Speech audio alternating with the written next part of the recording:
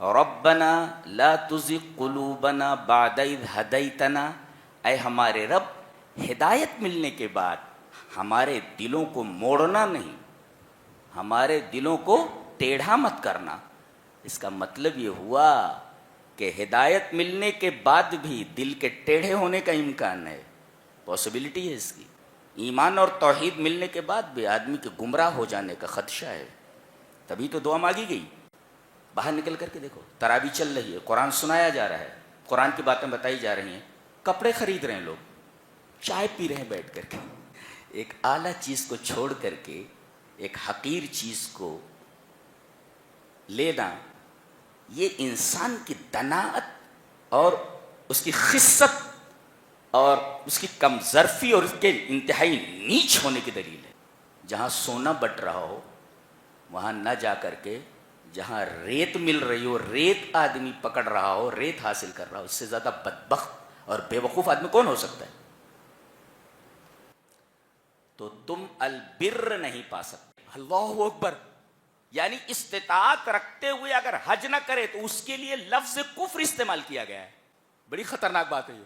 ومن کفارا، جو کفر کرے، خوب پیسے بنائے ہوئے ہیں، رمضان آتا ہے دامن میں نیکیاں بھرنے کے لیے، پوری قوم پیٹ بھرنے میں لگی ہوئی ہے، اس قوم کا کیا ہوگا؟ رمضان آیا ہے کہ اپنے دامنوں کو، اپنے دامن میں نیکیاں بھر لو، کھانے سے پیٹ بھر رہے، رات بھر چلتا رہتا ہے، رات بھر کھاتے رہتے، یہ پیٹ ہے تیرا کہ جہنم ہے؟ کم سے کم رمضان میں بخش دے ذرا کھانے کو، کھانے کے اوپر رحم کر ذرا بھائی، کھانے کے اوپر رحم کر۔ یا ایھا الذین آمنوا اتقوا اللہ حق تقاتہ، اس طرح اللہ کا تقوی اختیار کرو جیسا کہ تقوی اختیار کرنے کا حق ہے۔ یہ تقوی اختیار کرنے کا حق ہے کیا مطلب؟ کہیں اللہ کا قانون اور تمہاری خواہش ٹکرا جائے تو تم اللہ کے قانون کو ایکسپٹ کر کے اپنی خواہش کو برطرف کر دو۔ مثلا بیٹے کی شادی ہے، اب بیٹے کی شادی میں کہہ رہے ہیں کہ سارے ارمان نکال لینے۔ ارے بھائی، بیٹے کی شادی میں تمام ارمان نکالنے کے چکر میں کتاب و سنت کے کتنے قوانین پامال ہو رہے ہیں، کبھی سوچا؟ تو اللہ کے قانون کو دیکھ۔ اعوذ باللہ من الشیطان الرجیم، بسم اللہ الرحمن الرحیم۔ لن تنالوا البر حتى تنفقوا مما تحبون۔ سورہ آل عمران چل رہی ہے۔ اس سورہ کریمہ کی جو تھیم ہے اور کور ہے اس کا، یا محور ہے، ایکسس،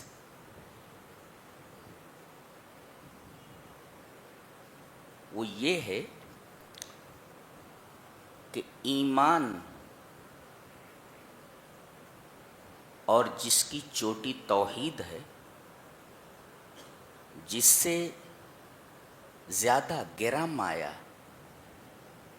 جس سے زیادہ قیمتی کوئی شے نہیں ہو سکتی،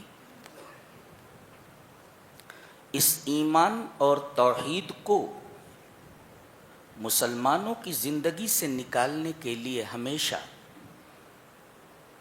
مخالفین کی طرف سے دو طریقے اپنائے گئے ہیں، ایک شبہات کے اور ایک شہوات کے۔ آج دنیا میں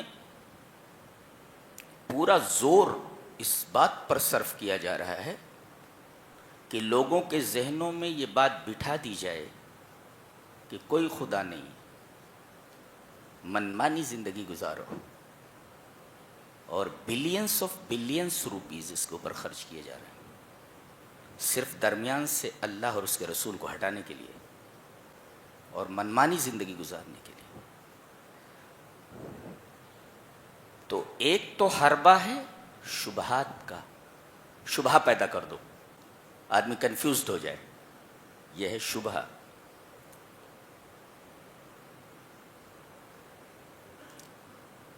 اس سے بچنے کے لیے اس سورہ کریمہ میں بہت سارے طریقے بتائے گئے ہیں۔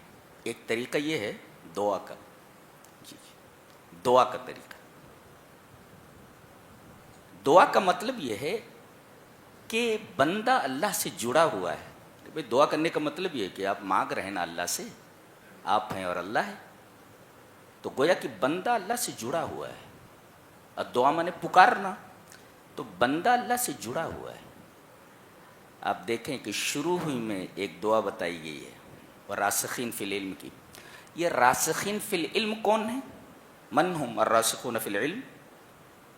کہتے ہیں راسخون فی العلم کہتے ہیں ہم اہل الیقین الذی لا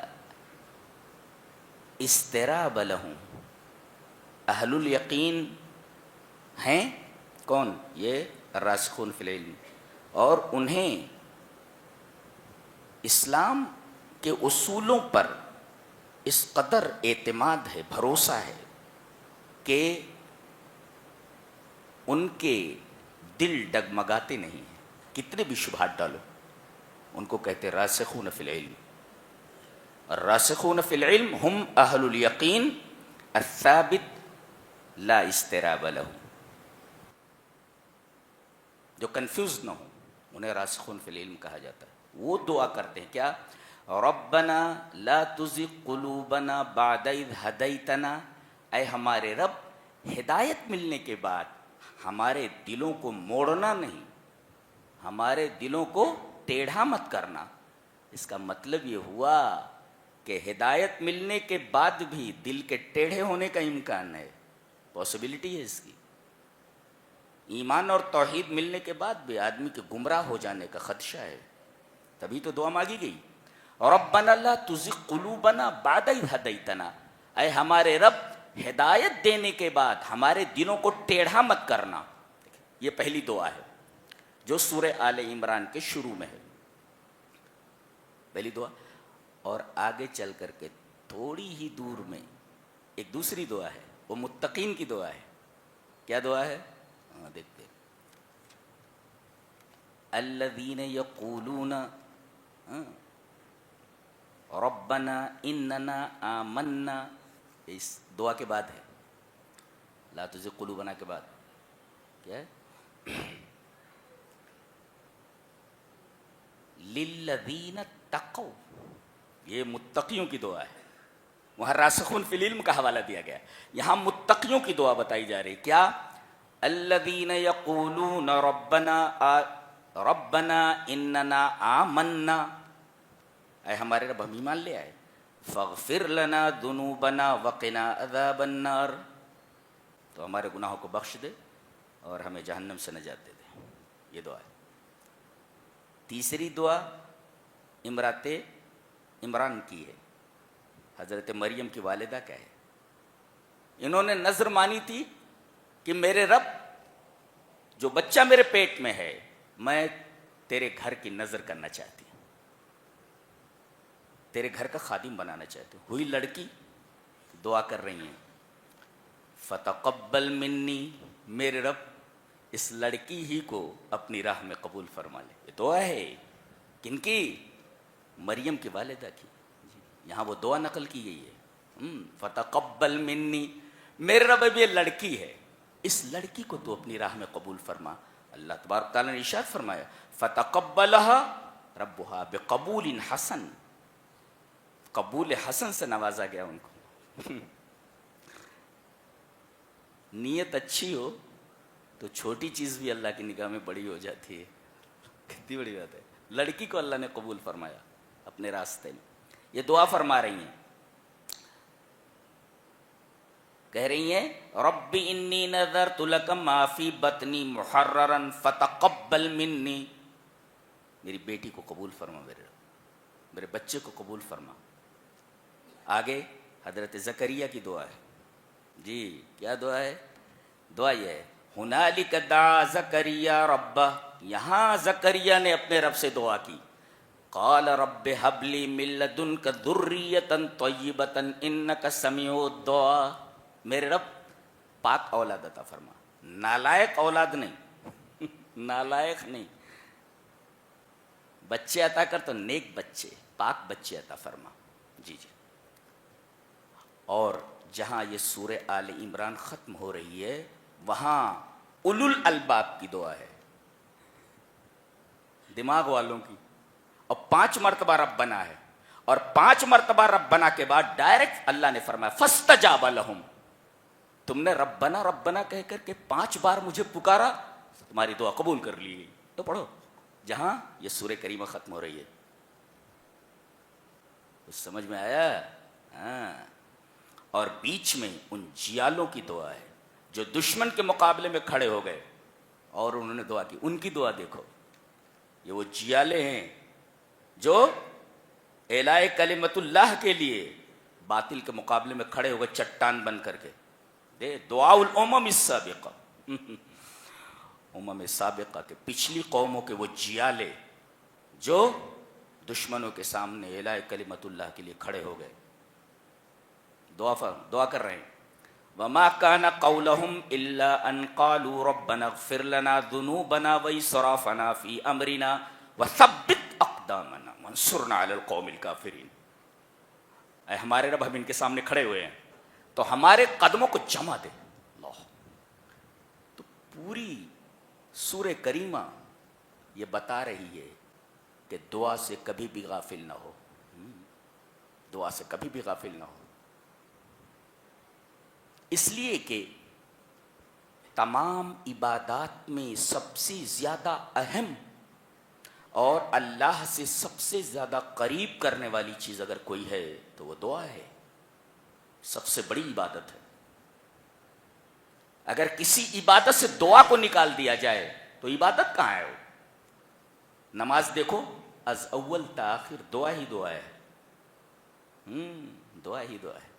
किसी भी इबादत से अगर दुआ को निकाल दिया जाए वो इबादत नहीं रह जाती। जी जी जी। तो शुरू से आखिर तक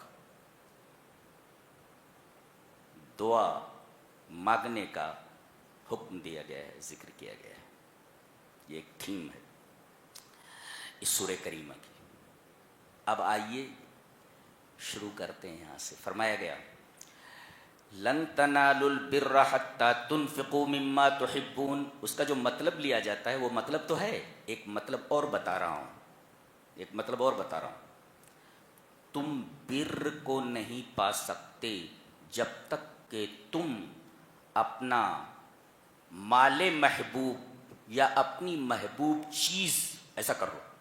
माले महबूब ठीक है, महबूब चीज़ अल्लाह की राह में खर्च न करो। By no means shall you attain al-birr unless you spend that of which you love.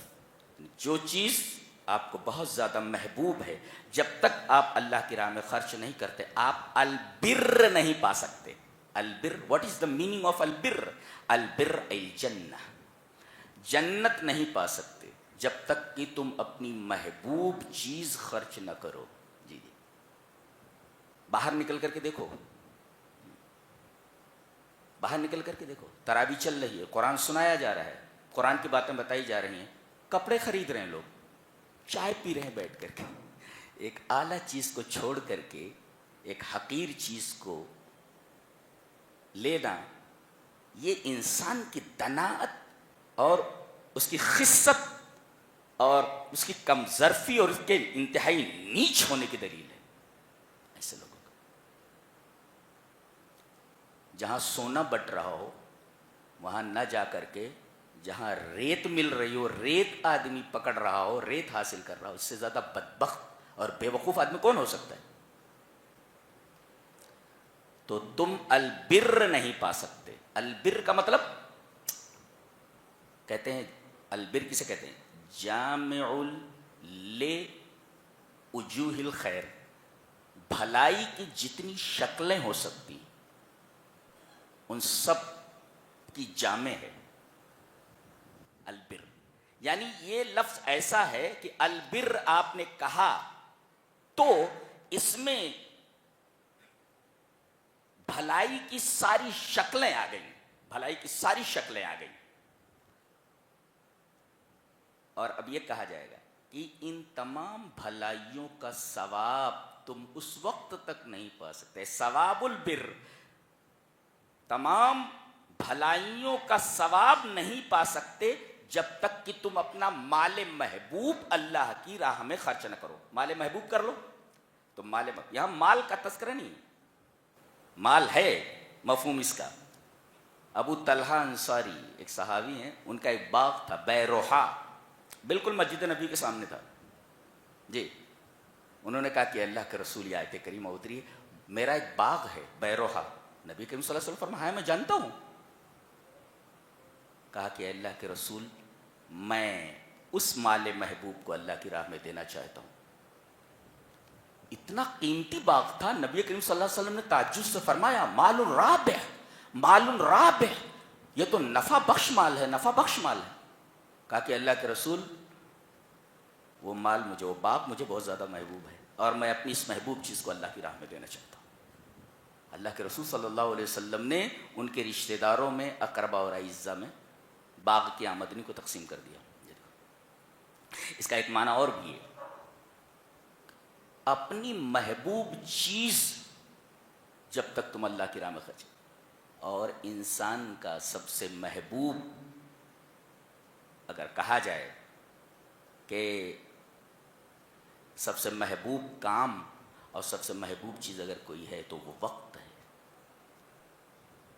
میرے پاس وقت نہیں ہے, چلیں میرے پاس وقت نہیں ہے, اور یقیناً وقت بہت قیمتی ہے, تو اس کے اندر یہ وقت بھی شامل ہے.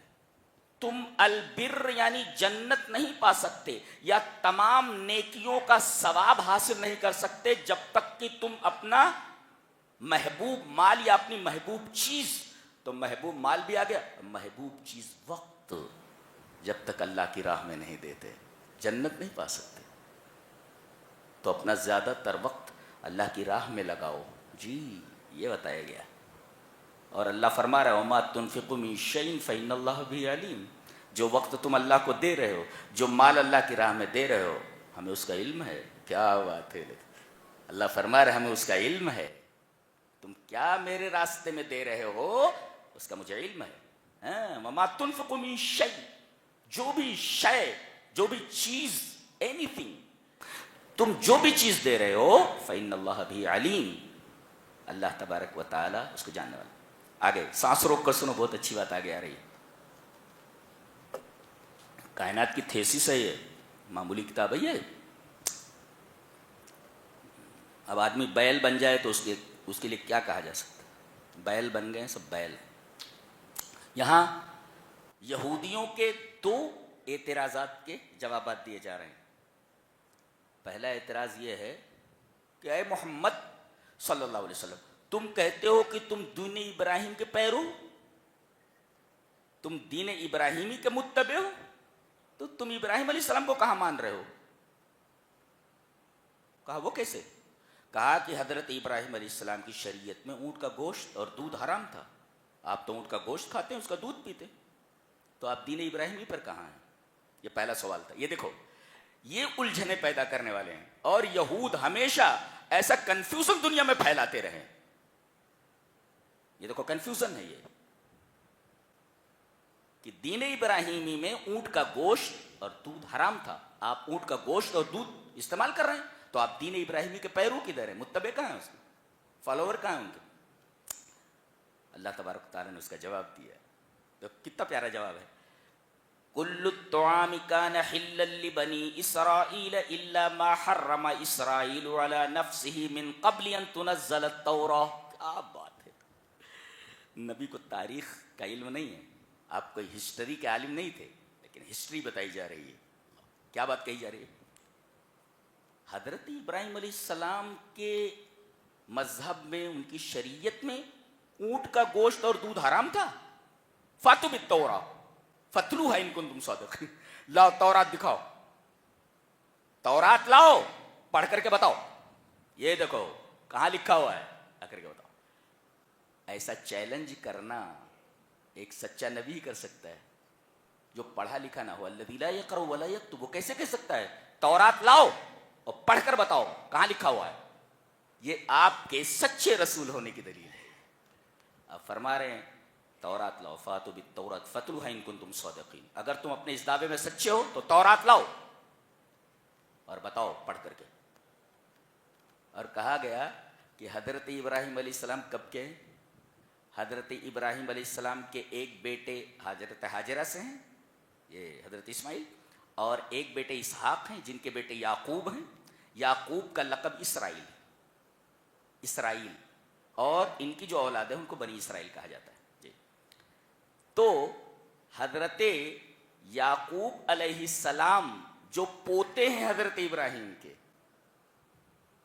ان سے پہلے اور ابراہیم کی شریعت میں، یعنی حضرت یعقوب سے پہلے تورات نازل ہی نہیں ہوئی تھی. یہ تو کہ تاریخ بتائی جا رہی ہے. حضرت یعقوب سے پہلے تورات نازل ہی نہیں ہوئی تھی، وہ تو موسیٰ پر نازل ہوئی جو بہت بعد میں آئے. تو یہ تاریخی غلطی تمہاری ہے، ہماری نہیں. تورات یہ موسیٰ پر اتری ہے جو بہت بعد میں ہیں حضرت یعقوب اور حضرت ابراہیم کے. من قبل ان تنزل التوراۃ، تورات کے اترنے سے پہلے، تورات کے اترنے سے پہلے حضرت اسرائیل نے اپنے اوپر اونٹ کا گوشت اور دودھ حرام کر لیا تھا. وہ کیسے ہوا؟ ابراہیم علیہ السلام کی شریعت میں تو اونٹ کا گوشت اور دودھ حلال تھا. یہ جو ہیں آپ کے پوتے حضرت یعقوب، ان کو عرق النساء کی بیماری ہو گئی تھی. انہوں نے نذر مانی کہ اے اللہ اگر اس بیماری سے مجھے شفا ملتی ہے تو میں اونٹ کا گوشت اور دودھ چھوڑ دوں گا. اور ابن عباس نے فرمایا کہ ان کو جو بیماری ہوئی تھی، ڈاکٹروں نے یہ کہا، اطباء نے یہ کہا کہ آپ اونٹ کا گوشت اور دودھ چھوڑ دیں. لہذا حضرت یعقوب علیہ السلام نے اس بیماری کی وجہ سے، یا تو نذر کے سبب سے یا پھر اطباء کے کہنے کی وجہ سے، آپ نے اونٹ کا گوشت اور دودھ چھوڑ دیا تھا. اور ان کی اتباع میں ان کے بیٹوں نے بھی اونٹ کا گوشت اور دودھ چھوڑ دیا. یہ باپ نے چھوڑ دیا، ہم بھی چھوڑ دیتے. حرام نہیں تھا.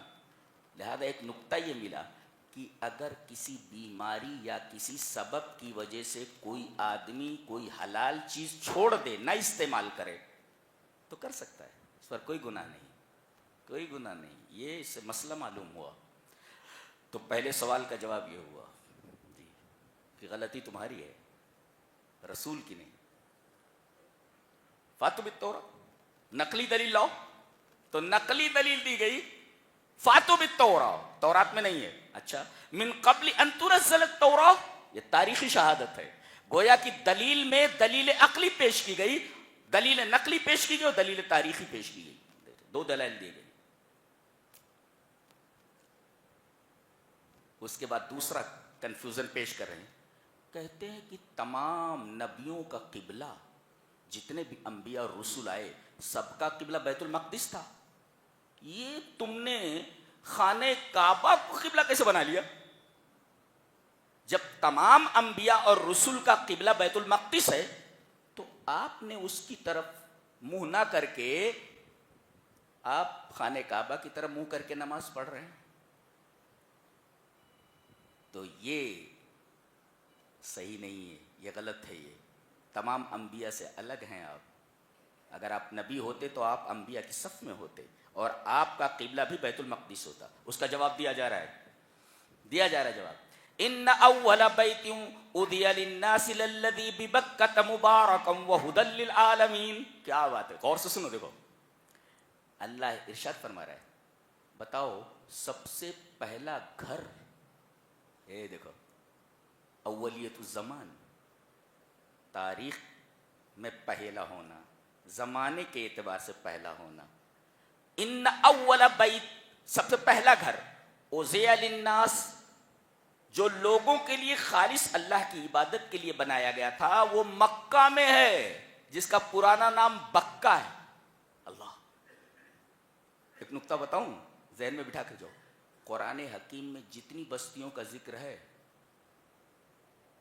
بہت ساری بستیوں کا ذکر کرنے کے بعد اللہ نے اس کی طرف ظلم کو منسوب کیا ہے. وَكَمْ أَهْلَكْنَا مِنْ قَرْيَةٍ أَهْلَكْنَاهَا وَهِيَ ظَالِمَةٌ، بہت ساری بستیوں کو ہم نے ہلاک کر دیا اس لیے کہ بستیاں ظالم تھیں. قریہ بستی ظالم. واحد قریہ ہے یہ مکہ، جس کے بارے میں اللہ تبارک و تعالی نے پورے قرآن حکیم میں کہیں بھی ظلم کو منسوب نہیں کیا ہے، احتراماً و تعظیماً و اکراماً لہذا البیت. اس گھر کچھ سمجھ میں آ رہا ہے؟ جی جی. تو اس گھر کی تعظیم اور اس کے اکرام کے لیے اللہ تبارک و تعالی نے مکہ کی بستی کی طرف ظلم کو منسوب نہیں کیا ہے. جی کتنی عظیم بات ہے یہ. تو سب سے پہلا گھر جو اللہ کی عبادت کے لیے زمین پر بنایا گیا وہ خانہ کعبہ ہے. لہذا اولیت الزمان، زمانے کی اولیت ثابت ہوئی. تو جب سب سے پہلا گھر وہ ہے تو اسی کی طرف منہ کر کے نماز پڑھی جائے، وہی زیادہ مستحق ہے. اور اب اولیت الشرف بتایا جا رہا ہے کہ عظمت کیا ہے اس گھر کی. زمانے کے اعتبار سے دیکھا جائے تو پہلا گھر ہے جو اللہ کی عبادت کے لیے بنایا گیا، لہذا جو پہلے ہے اسی کی طرف منہ کر کے نماز پڑھا جائے. اچھا، اور پھر اولیت الشرف بتایا گیا. غور سے دیکھو، سب سے پہلے تو یہ مبارک ہے. جی یہ گھر مبارک کیسے؟ تضاعف الحسنات، ایک وقت کی نماز 1,00,000، ایک نماز 1,00,000 نمازوں کے برابر ہے. تضاعف الحسنات، نیکیاں بڑھ گئی، عبادتوں کا ثواب بڑھ گیا. مبارک کہتے ہیں کثرت الخیر و دوامہ، زیادہ سے زیادہ بھلائی اور اس کا ہمیشہ رہنا، برکت. تو ایک تو مبارک ہے یہ کہ اس میں ایک نماز کا ثواب 1,00,000 نمازوں کے برابر ہے. اچھا، اور برکت کیا ہے؟ برکت یہ ہے کہ وہ جو پانی ہے آب زمزم، وہ پیاس بھی بجھاتا ہے اور بھوک بھی مٹاتا ہے. یہ دنیا کا واحد پانی ہے. برکت نہیں ہے؟ ارے جو پیاس کو بھی مٹا دے اور بھوک کو بھی مٹا. ابو ذر غفاری مکہ آئے تھے اور وہ کسی سے ملتے التے نہیں تھے، ڈرے ہوئے تھے کہ موقع ملا تو نبی سے ملاقات کروں گا. اب کھانا جو توشہ لائے تھے وہ تو ختم ہو گیا 2-1 دن کے اندر. کہہ رہے ہیں وہی پانی پی پی کر میں زندہ رہا ہوں، اس لیے کہ آب زمزم ایک طرف تو پیاس کو بجھاتا ہے اور دوسری طرف یہ بھوک کو مٹاتا ہے. یعنی اس پانی کے اندر غذائیت بھی ہے. جی مبارک ہے، برکت والا ہے. جی، اور دوسری صفت اس کی وَهُدًى لِّلْعَالَمِينَ، اے ہے یہ پہلا گھر ہے جو حضرت خلیل اللہ نے، ابراہیم نے خالص توحید کے لیے، صرف اللہ کی عبادت کے لیے بنایا تھا. اور سب سے بڑی ہدایت توحید ہے. جی گویا کہ جب آدمی خانہ کعبہ کو دیکھے تو اسے توحید یاد آئے کہ توحید کے لیے حضرت خلیل اللہ نے یہ گھر بنایا تھا اور توحید کے لیے کتنی تکلیفیں اٹھائی ہیں میاں بیوی نے اور بیٹے نے. جی ایک تو یہ، اور دوسرے اس کے ذہن میں آنا چاہیے کہ حضرت خلیل اللہ کتنے تابع دار تھے اللہ تبارک و تعالیٰ کے. بیٹے کے قربان کرنے پر راضی ہو گئے. تو ایک طرف تو یہ گھر توحید کی طرف ہدایت دیتا ہے کہ اس گھر کو دیکھ کر کے توحید یاد آتی ہے کہ خالص اللہ کی توحید کے لیے یہ گھر بنایا گیا. اور دوسرے یہدی الی الطاعہ، یہ ہدایت دیتا ہے تابعداری کی طرف کہ حضرت ابراہیم علیہ السلام جو اس گھر کے بنانے والے ہیں وہ اللہ کے کتنے بڑے تابعدار تھے، اللہ سے کتنی محبت کرنے والے. اس طرح یہ ہدی للعالمین، عالمین سے مراد جن اور انس کے لیے ہدایت. تیسرے فیہ آیات بینات، یہاں کھلی نشانیاں ہیں. ایک نشانی تو آب زمزم ہے، زمزم کا کنواں. ارے 25-30 لاکھ آدمی ہر سال جاتے ہیں، اگر تالاب ہو تو سوکھ جائے، ندی ہو تو سوکھ جائے، وہ پانی کم نہیں ہو رہا ہے. بتائیے آس پاس کہیں سمندر نہیں ہے، آس پاس کہیں ندی نہیں ہے، وہی ایک کنواں ہے. اور دنیا کے تمام پانیوں سے سب سے زیادہ برکت والا، سب سے زیادہ عجیب یہی پانی ہے، اور ختم ہونے کو نہیں جانتا ہے، ختم نہیں ہوتا ہے. عمرہ والے الگ سے جاتے ہیں، وہی پانی پیتے ہیں. جی تو ایک تو یہ واضح دلیل ہے، واضح نشان. اور دوسرے یہاں ایک پتھر رکھا ہوا ہے جہاں سے طواف شروع ہوتا ہے اور وہیں پر آ کر کے ایک چکر، ایک شوط پورا ہوتا ہے. یہ جنتی پتھر ہے، یہ بھی آیت بینہ ہے. ایک واضح نشانی ہے. تو فی آیات بینات، اور ان واضح نشانات میں سے نشانیوں ایک ہے مقام ابراہیم، حضرت ابراہیم علیہ السلام کے کھڑے ہونے کی جگہ. بتایا جاتا ہے کہ جس پتھر کے اوپر کھڑے ہو کر کے آپ کعبہ کی دیواریں بنا رہے تھے اور حضرت اسماعیل علیہ السلام ان کو پتھر پکڑا رہے تھے، تو جس پتھر کے اوپر حضرت ابراہیم کے قدم مبارک پڑے اس پتھر کے اوپر قدم کا نشان بنا ہوا ہے. یہ مقام ابراہیم، ابراہیم علیہ السلام کے کھڑے ہونے کی جگہ. اور آگے ومن دخلہ کان آمنا، جو حدود حرم میں داخل ہو جائے اسے امان ہے. یہاں تک کہ اگر قاتل بھی گھومتا رہے حدود حرم میں تو اس کو قتل نہیں کیا جائے گا جب تک کہ حدود حرم سے باہر نہ آئے. اللہ اکبر. ومن دخلہ کان آمنا، جی جو اس میں داخل ہو جائے وہ امان پا گیا. آگے بتایا گیا وَلِلَّهِ عَلَى النَّاسِ حِجُّ الْبَيْتِ مَنِ اسْتَطَاعَ إِلَيْهِ سَبِيلًا، جس کے پاس استطاعت ہو راستے کی اس کے اوپر زندگی میں ایک بار حج فرض ہے. اسی وجہ سے حدیث حسن ہے، صحیح حدیث ہے، حدیث حسن ہے. اللہ کے رسول صلی اللہ علیہ وسلم نے ارشاد فرمایا تعجلوا إلى الحج فإن أحدكم لا يدري ما يعرض له، جلدی سے حج کر ڈالو. تعجلوا إلى الحج، جلدی سے حج کر ڈالو، اس لیے کہ آدمی کو پتہ نہیں کہ کون سی مشکل اس کے اوپر آ پڑے، صحت خراب ہو جائے، مال چھن جائے.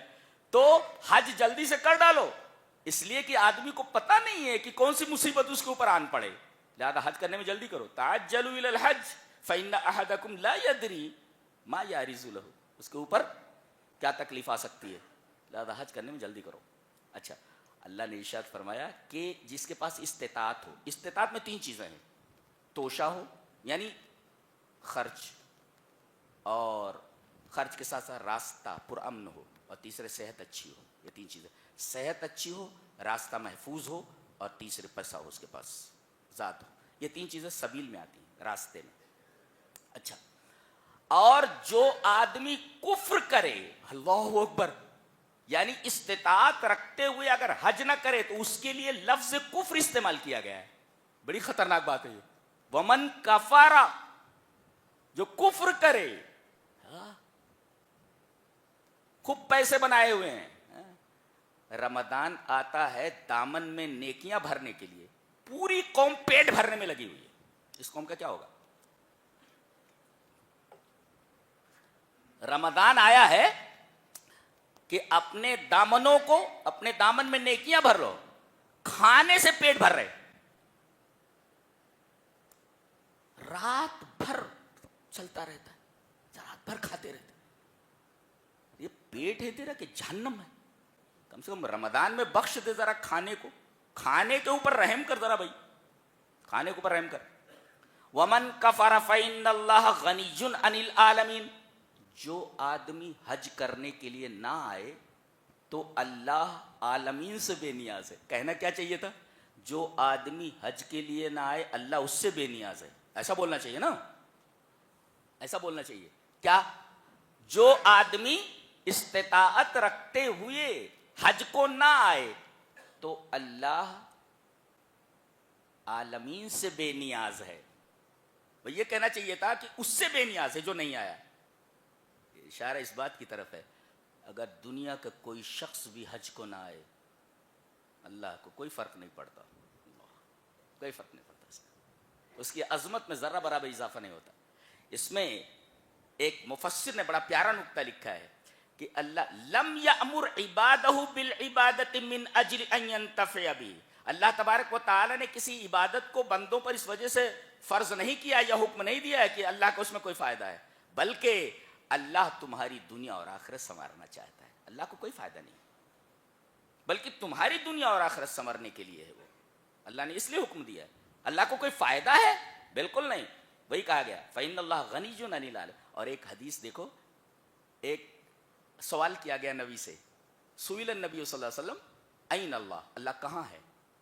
قبل ان یخلق السماوات والارض، زمینوں اور آسمانوں کو پیدا کرنے سے پہلے کہاں تھا؟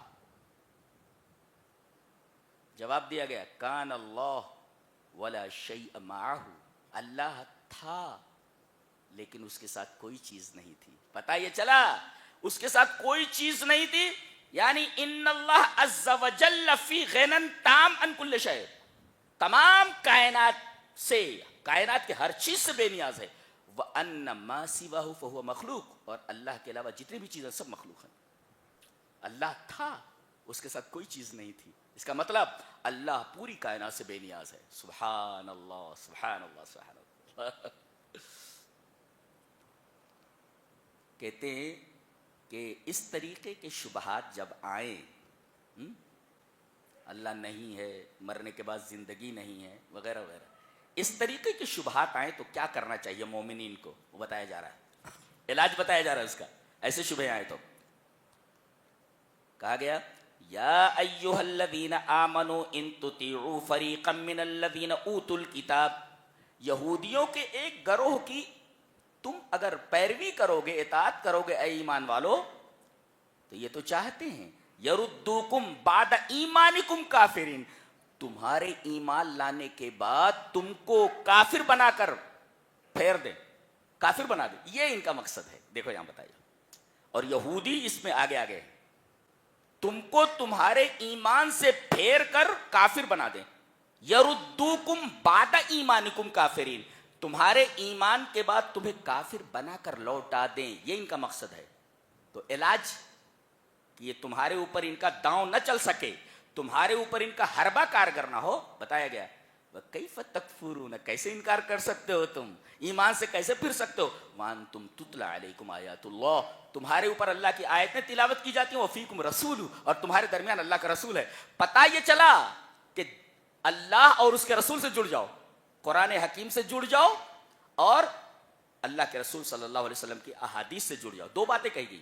وَكَيْفَ تَكْفُرُونَ، تم انکار کیسے کر سکتے ہو، ایمان لانے کے بعد کفر کیسے کر سکتے ہو، جب دو چیزیں تمہارے درمیان ہیں، ایک تو اللہ کی آیتیں ہیں جو تمہارے اوپر تلاوت کی جاتی ہیں، وہ فیکم رسول، اور تمہارے درمیان رسول ہے. قتادہ نے کہا، انہی کا قول غالباً، کہ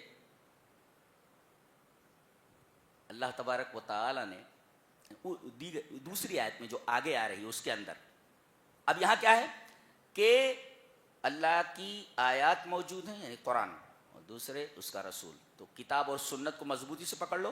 وَمَن يَعْتَصِم بِاللَّهِ فَقَدْ هُدِيَ إِلَىٰ صِرَاطٍ مُسْتَقِيمٍ، جو آدمی ان دونوں کو پکڑ لے، کتاب و سنت کو، وہ ہمیشہ صحیح راستے پر رہے گا.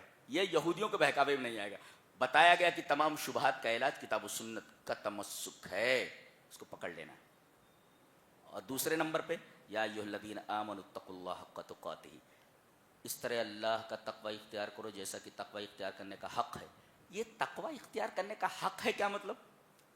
کہیں اللہ کا قانون اور تمہاری خواہش ٹکرا جائے تو تم اللہ کے قانون کو ایکسپٹ کر کے اپنی خواہش کو برطرف کر دو، تو یہ حق تقاتہ ہی. جی مثلاً بیٹے کی شادی ہے، اب بیٹے کی شادی میں کہہ رہے ہیں کہ سارے ارمان نکال لینے. ارے بھائی، بیٹے کی شادی میں تمام ارمان نکالنے کے چکر میں کتاب و سنت کے کتنے قوانین پامال ہو رہے ہیں، کبھی سوچا؟ تو اللہ کے قانون کو دیکھ. اپنے ارمان نکالنے کے چکر میں کہیں ایسا نہ ہو کہ قرآن کے اور سنت کے بہت سارے اصول پامال ہو جائیں. ہوش میں آ جا.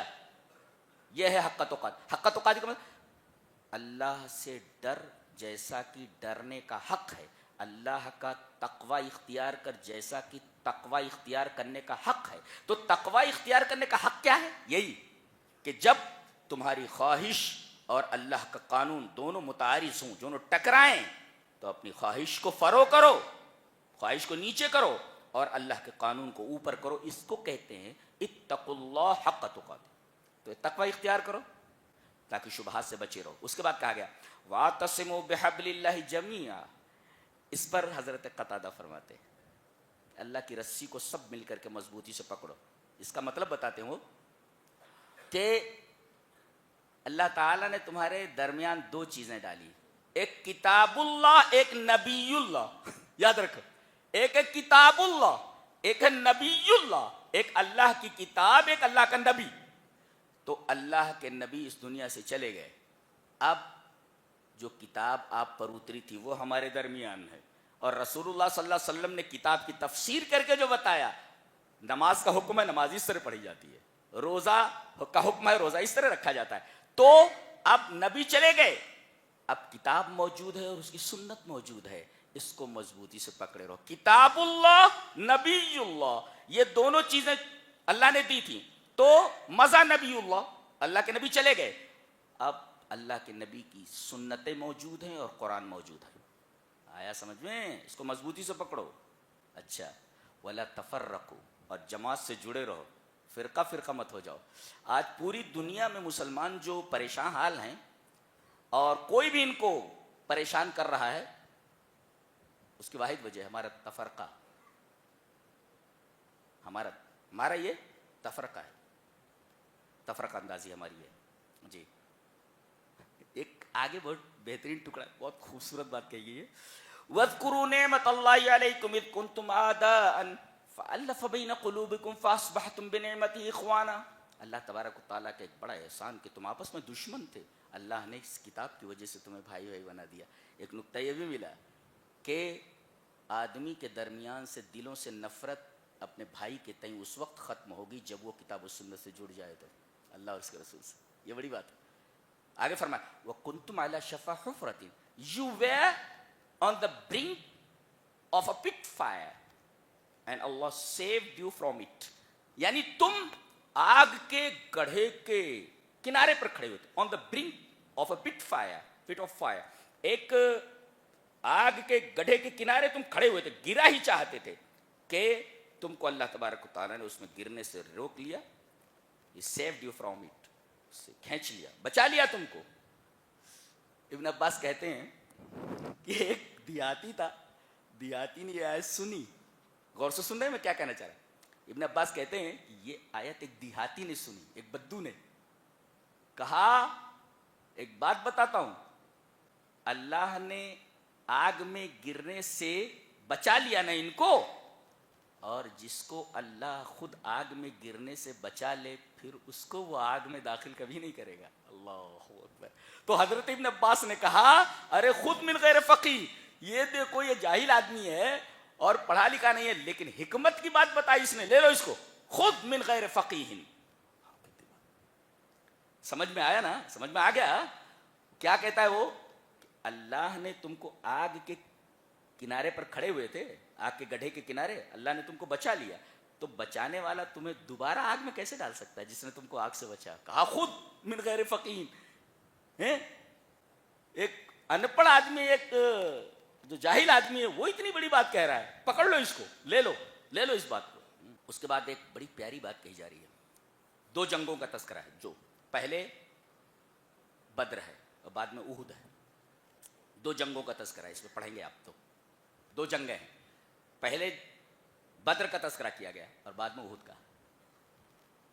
بدر میں 313 ہیں اور تعداد بھی قلیل ہے اور سامان جنگ بھی بہت تھوڑا ہے. اور میدان احد میں مسلمان پوری تیاری کے ساتھ آئے جی, لیکن بے سر و سامانی کی حالت میں میدان بدر میں اللہ تبارک و تعالی نے مسلمانوں کو فتح عنایت فرمائی اور احد میں تمہیں شکست ہوئی. تو کس چیز نے اس فتح کو شکست میں تبدیل کر دیا؟ بدر میں جیت گئے تھے, کم تھے تعداد میں اور سامان جنگ بھی کم تھا. احد میں پوری تیاری کے ساتھ آئے تھے, تمہاری تعداد بھی زیادہ تھی, ہار کیسے گئے؟ بتایا گیا انما النصر من عند اللہ, یہ بتانے کے لیے ہے کہ مدد تلوار سے, سامان حرب سے اور افراد کی تعداد سے نہیں لڑی جاتی, اللہ تبارک تعالیٰ کی مدد سے لڑی جاتی ہے.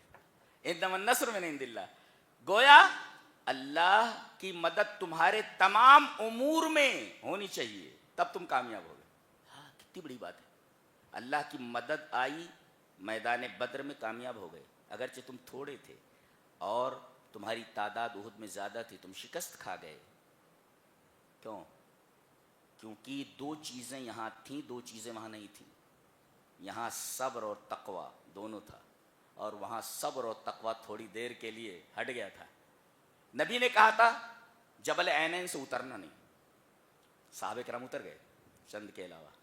یہ دیکھو صبر نہیں رہا, مال غنیمت کو دیکھا لوٹ رہے, الغنیمہ الغنیمہ, آ گئے سب. ایک تو صبر نہیں رہا. اللہ نے فرمایا منکم من یرید الدنیا, دنیا چاہیے تھی, وہ دیکھو منکم من یرید الدنیا، جھپٹ پڑے تم، صبر کھو دیا تم نے دنیا کے چکر میں. اور دوسرے نبی نے کہا تھا ہٹنا نہیں، تم ہٹ کیسے گئی؟ یہ تو نبی کریم صلی اللہ علیہ وسلم کی نافرمانی ہے. تو ان المعصیت تبدل النصر الى ہزیمہ. یہ قاعدہ یاد رکھو کہ آدمی نافرمانی کرے گا اگر تو یہ نافرمانی اس کو فتح سے شکست کی طرف پھیر دے گی، بدل دے گی. کبھی بھی اللہ کی نافرمانی کر کے آدمی فتح حاصل نہیں کر سکتا، ہمیشہ اسے ہزیمت ہی ملے گی. یہ یاد رکھو ہمیشہ، یہ قاعدہ بتایا گیا یہاں پہ. اس میں جیتے کیسے، اس میں ہارے کیسے، لیکن بڑا فرق ہے دونوں لشکروں کے درمیان. یہ قاعدہ بتایا گیا. انما النصر من عند اللہ، مدد اللہ کی طرف سے ہوتی ہے. وہاں قلت اور کثرت اور سامان حرب نہیں دیکھا جاتا. جی. اور بتایا گیا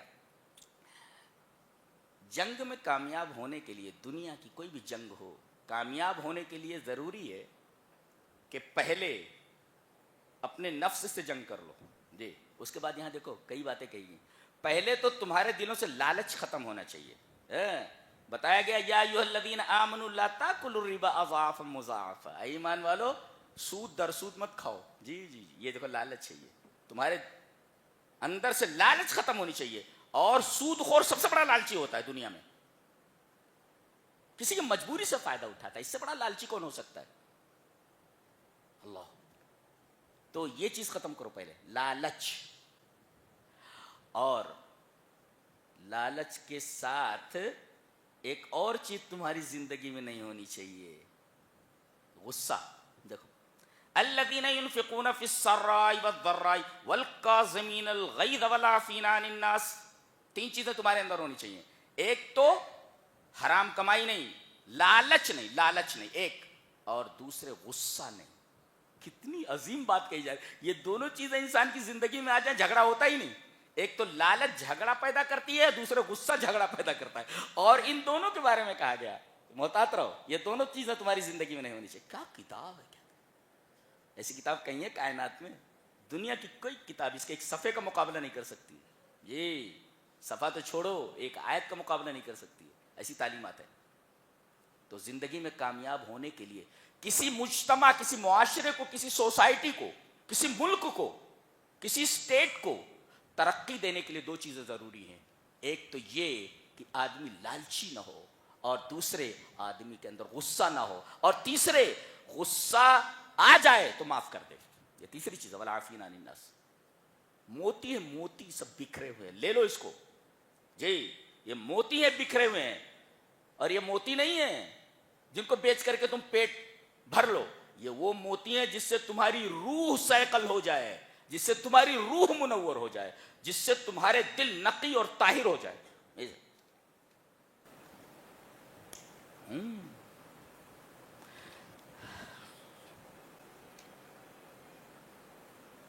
تو یہ 2 جنگوں کا تذکرہ تھا، اور دونوں کے درمیان مقارنہ تھا، کمپیریزن تھا دونوں کے درمیان.